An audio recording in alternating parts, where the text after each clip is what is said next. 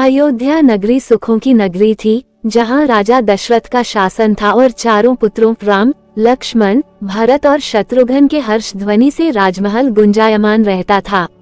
इनमें सबसे बड़े राम थे, जिनकी आंखों में विराटता झिलमिलाती थी और हंसी में धरती का संगीत समाया होता था। एक बार की बात है, महाराज दशरथ ने पूरे राज्य में खेल प्रतियोगिता का आयोजन किया।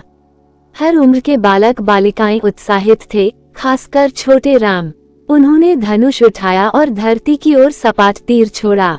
वह तीर सीधे एक पपीते के फल पर जा लगा, उसे चीरते हुए बिना उसके बीज तक पहुंच गया। हर कोई दंग रह गया। राम की यह अचूक निशानाबाजी देखकर उनके मन में बालक नहीं, युवा योद्धा की छवि उभर आई। अगर बाग की बात करें तो वह राम का दूसरा घर था। वहां वे लक्ष्मण के साथ पत्तों के मुकुट पहनकर राजा प्रजा का खेल खेलते।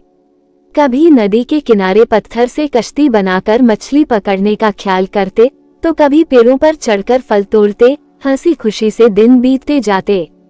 वही बाग उनकी शिक्षा का भी मंदिर था, जहां गुरु विश्वामित्र उनके जीवन के पाठ पढ़ाते थे। यही राम ने धनुष बाण चलाना सीखा, वनस्पति से प्रेम करना सीखा और प्राणियों की रक्षा का व्रत लिया। एक शाम खेलते खेलते राम गीतांजलि का श्लोक सुनाते हुए ध्यानावस्था में चले गए।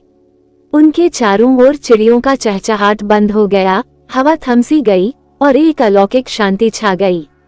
लक्ष्मण उन्हें समझाने लगे, पर जब तक सूरज डूब नहीं गया, राम ध्यान मुद्रा में ही खड़े रहे।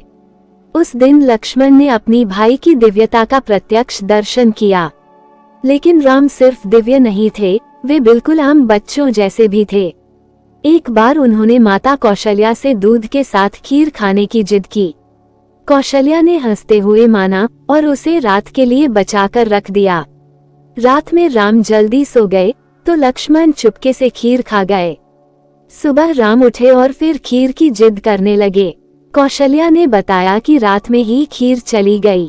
लक्ष्मण को अपनी गलती का एहसास हुआ। राम भी नाराज नहीं हुए, बस दोनों हंसते हुए माता से फिर खीर बनाने का अनुरोध करने लगे।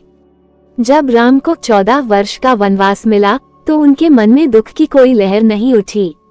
वे माता को प्रणाम कर लक्ष्मण और सीता के साथ वन को गृह मानने निकल पड़े। रास्ते में कई विचित्र प्राणियों से मिले, वानरों से मित्रता हुई, ऋषियों का आशीर्वाद लिया और प्रकृति के कठिन सच में उन्होंने अपने जीवन की सच्चाई देखी। एक नदी पार करते समय राम ने देखा कि एक दर्द से तड़पता मगरमच्छ किनारे पड़ा है। उसके पैर में एक तीर चुभा हुआ था। दयालु राम ने तीर निकाला और मगरमच्छ का घाव पत्तियों से बांध दिया। मगरमच्छ कृतज्ञता से झुका और नदी में चला गया। इस घटना ने राम को सिखाया कि दया ही सबसे बड़ा धर्म है।